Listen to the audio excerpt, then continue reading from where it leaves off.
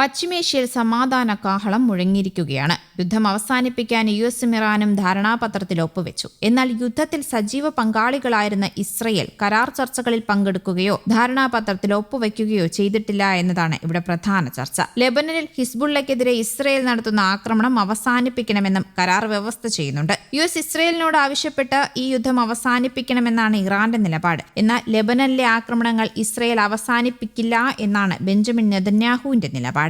ധാരണാപത്രം പ്രകാരം സംഘർഷം അവസാനിപ്പിക്കാൻ തയ്യാറല്ല എന്നാണ് ഇപ്പോൾ ഇസ്രയേൽ പ്രധാനമന്ത്രി പറയുന്നത്. യുഎസ് ഇറാൻ ധാരണാപത്രത്തോടും ലെബനനിലെ ആക്രമണങ്ങൾ അവസാനിപ്പിക്കണമെന്ന നിർദ്ദേശത്തോടും ഇസ്രയേലിൽ വ്യാപകമായ എതിർപ്പ് ഉയർന്നിരുന്നു. രാജ്യത്തെ രാഷ്ട്രീയ പാർട്ടികളും നേതാക്കളും ധാരണാപത്രത്തെ കുറ്റപ്പെടുത്തിയിട്ടുണ്ട്. ലെബനനിൽ ആക്രമണം തുടരുമെന്ന് സൈന്യവും വ്യക്തമാക്കിയിട്ടുണ്ട്. ഇതിന് പിറകെയാണ് ഇപ്പോൾ ആക്രമണം തുടരുമെന്ന് നെതന്യാഹുവും പ്രഖ്യാപിച്ചത്. ലെബനനിൽ ഹിസ്ബുള്ളക്കെതിരെ ഇസ്രയേൽ ഡിഫൻസ് ഫോഴ്സിന്റെ ആക്രമണങ്ങൾ തുടരുമെന്നാണ് നെതന്യാഹു പറയുന്നത്. മാധ്യമങ്ങളോട് സംസാരിക്കവെയായിരുന്നു അദ്ദേഹത്തിന്റെ പ്രതികരണം. ലെബനനിൽ സൈനിക നടപടി നടത്തുന്ന പ്രദേശങ്ങളുടെ പുതുക്കിയ ഭൂപടം IDF പ്രസിദ്ധീകരിച്ചിരുന്നു. ലെബനനിലെ കൂടുതൽ പ്രദേശങ്ങളിലേക്ക് ആക്രമണങ്ങൾ IDF വ്യാപിപ്പിക്കുന്നതായി ഈ ഭൂപടം വ്യക്തമാക്കുന്നുണ്ട്. തെക്കൻ ലെബനനിലെ ആക്രമണങ്ങൾ തുടരുമെന്ന് ഇസ്രായേൽ സൈന്യം ഔദ്യോഗിക പ്രസ്താവനയിൽ അറിയിച്ചിട്ടുമുണ്ട്. സൈന്യത്തിനുള്ള ഭീഷണികളെ ഇല്ലാതാക്കാനാണ് ഈ ആക്രമണങ്ങളെന്നും പ്രസ്താവനയിൽ അവകാശപ്പെടുന്നുമുണ്ട്. കരാറുമായി ബന്ധപ്പെട്ട് നെതന്യാഹു ഇതിനു മുൻപ് പരസ്യ പ്രസ്താവനയൊന്നും തന്നെ നടത്തിയിട്ടില്ല. എന്നാൽ ഇസ്രായേൽ കരാറിൽ ഉൾപ്പെട്ടില്ലെന്നും ലെബനനെ സംബന്ധിച്ച ഇറാന്റെ ആവശ്യങ്ങൾ അംഗീകരിക്കില്ല എന്നും നെതന്യാഹു ട്രംപിനോട് പറഞ്ഞതായി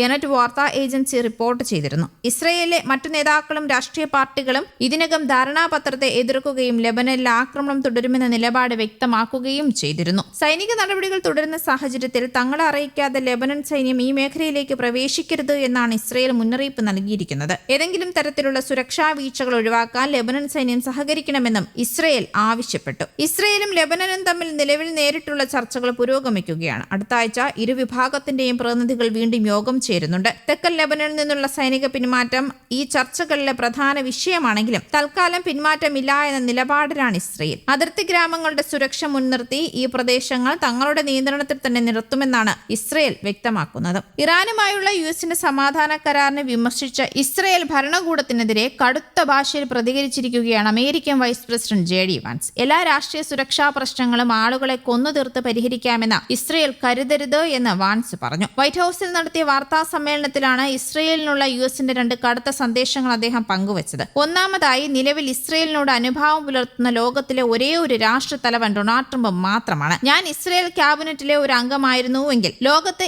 എനിക്ക് അവശേഷിക്കുന്ന ഒരേ ഒരു ശക്തനായ സഖ്യകക്ഷിയെ ആക്രമിക്കാൻ മുതിരില്ലായിരുന്നു എന്നാണ് JD വാൻസ് പറഞ്ഞത്. ഇസ്രയേൽ ഉപയോഗിക്കുന്ന പ്രതിരോധ ആയുധങ്ങളിൽ 3-ൽ 2 നിർമ്മിച്ചത് അമേരിക്കയാണെന്നും അതിന്റെ പണം നൽകിയത് അമേരിക്കൻ നികുതിദായകരാണെന്നും അദ്ദേഹം ഓർമ്മിപ്പിച്ചു. തങ്ങളുടെ ഏറ്റവും വലിയ പ്രശ്നം US പ്രസിഡന്റാണെന്ന് ചിന്തിക്കുന്ന ഇസ്രയേലിലെ ആരെങ്കിലും ഉണ്ടെങ്കിൽ അവർ യാഥാർത്ഥ്യം മനസ്സിലാക്കാൻ തയ്യാറാകണമെന്നും വാൻസ് കൂട്ടിച്ചേർത്തു. ന്യൂയോർക്ക് ടൈംസിന് നൽകിയ അഭിമുഖത്തിൽ US ഇറാൻ സമാധാന കരാറിനെ എതിർത്ത ഇസ്രയേൽ ദേശീയ സുരക്ഷാ മന്ത്രി ഇറ്റാമ ബെൻഗ്വിർ, ധനമന്ത്രി ബെസാലിൻ സ്മോട്രിച്ച് എന്നിവരെ വാൻസ് രൂക്ഷമായി തന്നെ വിമർശിച്ചു. നിങ്ങളുടെ കൃത്യമായ നിർദ്ദേശം എന്താണ്? നിങ്ങൾ 90 ലക്ഷം ജനങ്ങളുള്ള ഒരു ചെറിയ രാജ്യമാണ്. നിങ്ങളുടെ മുന്നിലുള്ള എല്ലാ ദേശീയ സുരക്ഷാ പ്രശ്നങ്ങളും ആളുകളെ കൊന്നൊടുക്കി പരിഹരിക്കാമെന്ന് കരുതരുത് എന്നാണ് വാൻസ് തുറന്നടിച്ചത്. ഇസ്രയേലിലെ നിലവിലെ ആശങ്കകൾ അവിശ്വാസത്തിൽ നിന്ന് ഉണ്ടാകുന്നതാണെന്നും ആ മേഖലയുടെ വിശ്വാസം നേടിയെടുക്കാൻ അമേരിക്കയ്ക്ക് സാധിച്ചിട്ടുണ്ട് എന്നും വാൻസ് അവകാശപ്പെട്ടു. ഇറാന്റെ മിസൈൽ പദ്ധതികളെ നിയന്ത്രിക്കുന്നതിൽ കരാർ പരാജയപ്പെട്ടുവെന്നും ആണവ നിലയങ്ങൾ തകർക്കുന്നതിനുള്ള വ്യക്തമായ മാർഗരേഖ കരാറില്ല